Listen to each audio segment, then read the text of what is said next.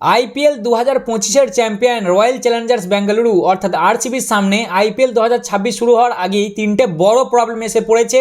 আর সেই নিয়ে এবার আরসিবি ওয়ালারা ভয় খাচ্ছে যে দাদা তাহলে কি হবে এবার আমাদের। তা আগে প্রবলেমগুলো বলি, তারপর সলিউশন বলছি। এক নম্বর প্রবলেম হচ্ছে এদের দ্য গ্রেট দানব ফিনিশার টিম ডেভিড গত কাল পরশু করে বিগ ব্যাশ লিগ খেলার সময় ইনজার্ড হয়ে গেছে এবং সে পুরোপুরি রুলড আউট হয়ে গেছে। এরপরেই দুই নম্বর প্রবলেম হচ্ছে এদের মেন ফাস্ট বোলার জস হেজেলগড যে অ্যাশেজ থেকে পুরোপুরি রুলড আউট হয়ে গেছে। ভাইসাব এবারে একটাও অ্যাশেজের ম্যাচ খেলতে পারেনি ইঞ্জুরির কারণে।